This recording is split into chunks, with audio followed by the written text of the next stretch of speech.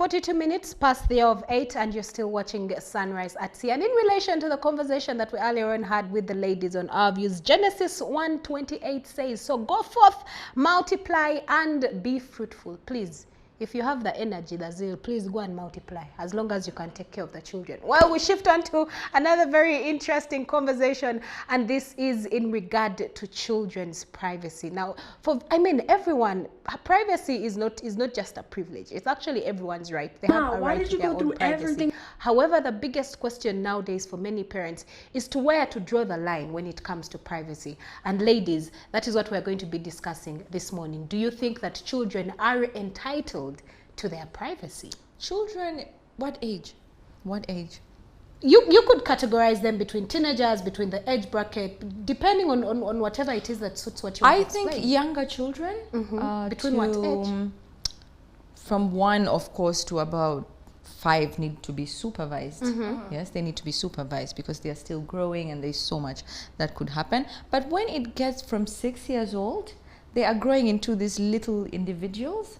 And yes, I think they need to have a certain amount of privacy, but still with some supervision, so to speak. Like what Sarah says, that even if it's social media, there are particular sites that are for kids so that they don't go to other sites. You can't just open the floodgates and like, oh, here is the tab, look for whatever you want. No, you can't do that. So there you have to keep tabs on them, though you give them a degree of privacy as well, because they are carving out their own personalities and their own wants and dislikes. So you have to tally between that. And then when it comes to teenagers, now it becomes a little bit tricky. It becomes a little bit tricky.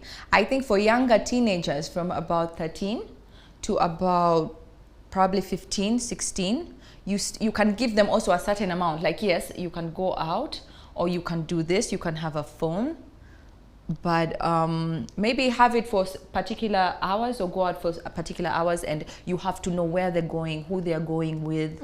Yes, but once they get older, 17, 18, 19, it becomes different. You have to let go a little bit, because if you've been doing this from when they were young, at that point, they are learning. So you need to let them be so that you see how they navigate it, because you can't keep them on a very short leash anymore. You're bound to get problems. You need to also trust, because when you do that, you also build trust between you and your child. Okay. So I think, yes, privacy is important, but it to certain degrees, depending on the age bracket of the child. Okay. Yeah? So Sarah, I want to ask you a particular question. I'm going to give you a particular age group.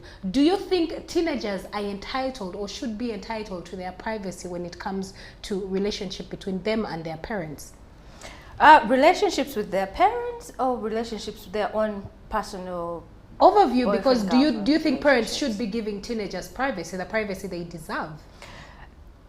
Privacy needs to be earned. When you're a child, I believe that it needs to be earned, because for a parent to give you privacy, and it needs to come with trust. You understand? You can't just give your child, because they are an adult, they have the right and freedom. The law says that go ahead and be private person.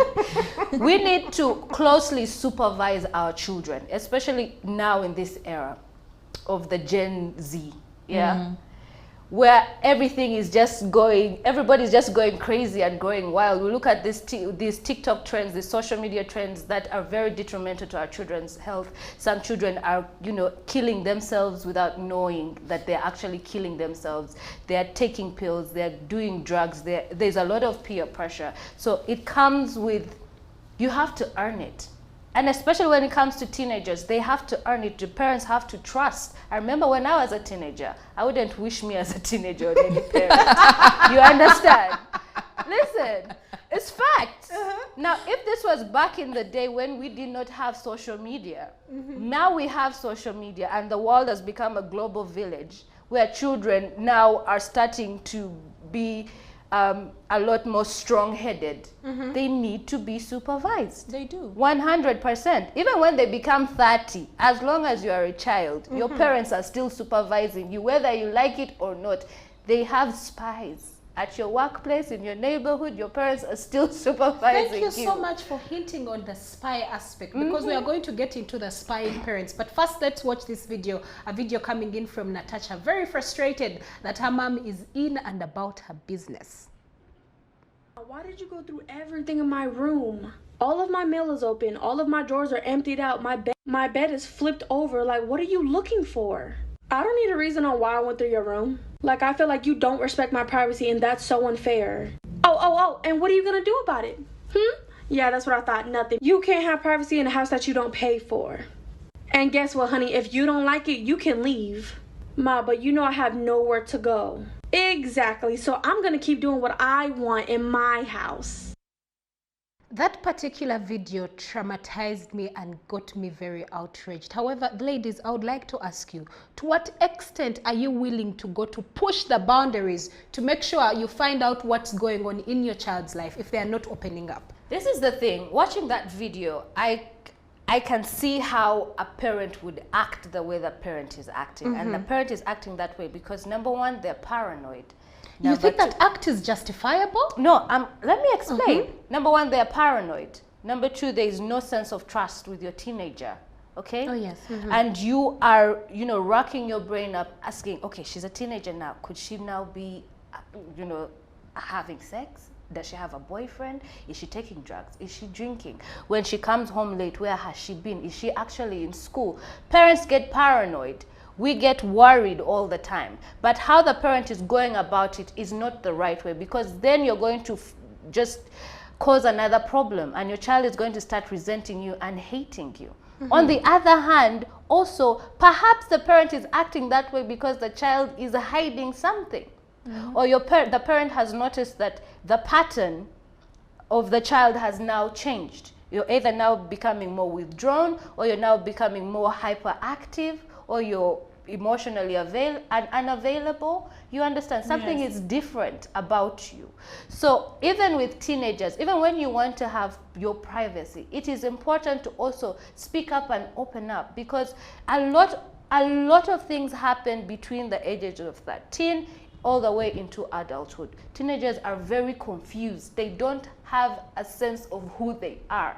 They don't know who they are. So now they are trying out everything to see what works for them. And in that process causes a lot of confusion, and that is why teenagers end up acting out. And I understand where the parent is coming from, because sometimes parents do this, believe it or not, to protect their children. Exactly. There is this lady, she lives overseas, and she has this teenage son, and he was becoming so problematic. He joined a bad group and everything. So it was like probably 3 days after his 18th birthday. Yes. And she had been snooping. She had taken away the key from his room.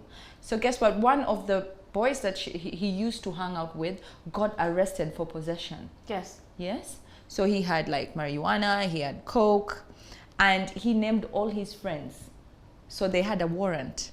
But guess what? Because the mom had been going through the stuff, she'd gone home before and removed everything.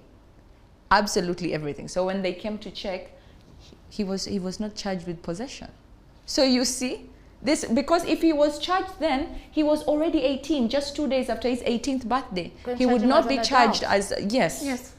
So sometimes parents do this to protect their children. Like, you have to keep tabs on them. Because like you said, teenagers are still trying to carve out their identity. They don't know who they are, so they try everything to see, and they're so oblivious to the fact that this can really harm them, and in a very permanent way. Exactly. And sometimes when parents are forced to use that tone or be forceful, it is because every other approach has failed. You don't want to talk to me. You do not want to follow the rules. You do not want to come to a compromise. You are getting very big-headed and very indisciplined. So now your parent is like, fine, you're in my house, my rules. It is the law. If not, get out. But I feel like that is putting your child in a very hard situation. And I mean, in my perspective, I would say, and I believe that every child deserves their privacy. Of course, depending on what age bracket they are in, and of course also to what level, especially when it comes to teenagers. Teenagers can be, you know, like Sarah said, they can be very confused as to what's going on. However, let's look at some practical ways to respect your child's privacy, and these include knocking before entering their room. Now, this is it is something I struggled to teach my people. Like, yes, I know I'm your daughter, but can you please knock before you enter? I think that is very important. It's very important that you knock before you enter. That actually shows your child, I beg your pardon, that you respect their privacy, and you know, you're asking for permission, can I enter your room? So even while it is your house, I think it is very important that you knock before you enter. The next one is giving them space to talk with their friends. Yes, give them space to talk with their friends. Asking them before looking in or getting things out of their school bag. We have moms. I have seen moms that different homes are visited. The moment the child comes back from school, they're checking, they're trying to find if they received love notes, sticky what, like they're checking for something to hold them accountable for. Let me tell you, I have this saying that I keep telling people, whatever you're looking for, you'll find it. You'll get heartbroken for nothing. The next one is checking whether your child wants you to be there when they see the doctor. Now, you know these awkward scenarios when you go to see the doctor and the doctor asks you questions like, have you been intimate before? Like, you can excuse yourself out of that equation, yes? If your child is not comfortable with having certain conversations with the doctor while you're there, you can choose to move away, because if the information the child is giving is harmful, definitely the doctor will be able to tell you. However, ladies, what would you advise, before we even switch to the teenagers, the parents, what would you tell them so that they're not able to cross the line between boundaries, giving them their boundaries, but at the same time giving them their privacy? So you're literally looking after them and watching over what they're doing. However, you're not crossing the boundaries of privacy. First of all, your list on how to, you know, deal with children and give them their privacy, I like all of them except for the last one. Of the doctor? Of the doctor. Absolutely not. I'm not leaving my child with just a doctor to talk, because I want to be there to hear it firsthand, because sometimes the doctor may not give you and this is a thing, the doctor is also bound by patient-doctor confidentiality. So if the child says, don't tell my mom that I have been, you know, I've gotten intimate, then the doctor is not supposed to tell you. But if the child is a minor, they will tell you. Okay, now say your child is 18 and above. Then you're not even supposed to go with him to the doctor. But Sarah, don't you think that you're being a little, because I mean, if they're an adult, if they are 20 plus, and you know they're talking 18 plus, and they have a doctor session, the doctor will even ask you to leave. Because he or she is 18. I understand that he or she is 18.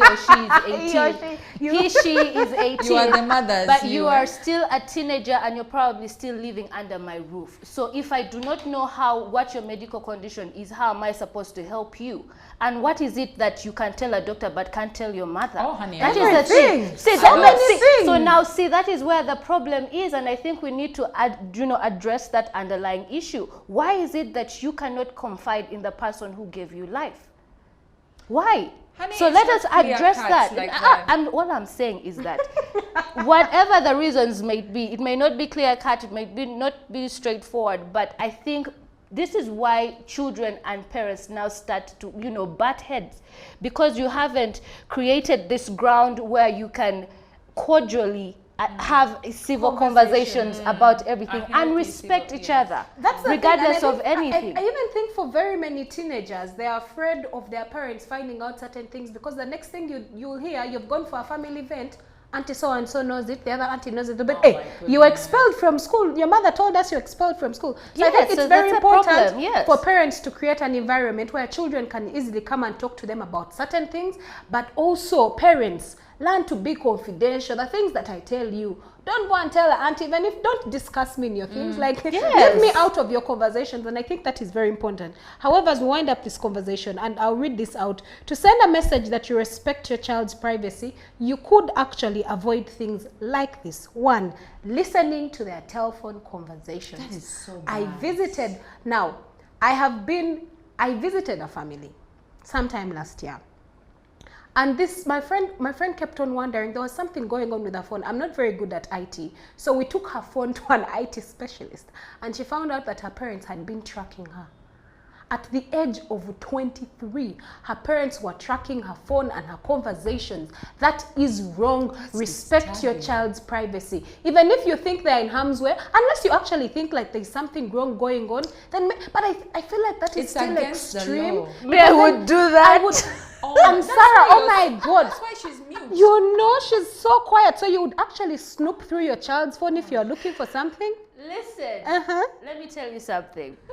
Regina King lost her son early this year, yes? He died at the age of 31. He committed suicide. You know, there are a lot of things that she could have done to prevent that situation if she had known. Like stalking, you mean? No, if it was necessary, I'm not saying she didn't do enough as a mother. I absolutely am not saying that. But for me, for things like that, to hear that a child could commit suicide, and that a child could be in possession of drugs, and you don't know, I'm stalking my child. Well, continuing, don't stalk your child, Sarah. Continuing the list, looking at things in their room or in their drawers, reading their diary or checking their email account, friending them or communicating with them on social media if they don't want you to, and using a fake name and calling them to check on them all the time. Respect your children's privacy. It's very important. It builds trust. And remember, trust goes two ways.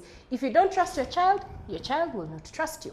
And that winds up the conversation that we had for you this morning on our views. Keep watching Sunrise at Sea.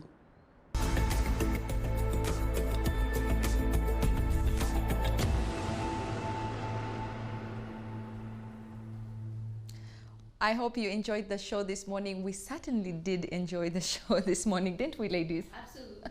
Stop stalking your children's phones.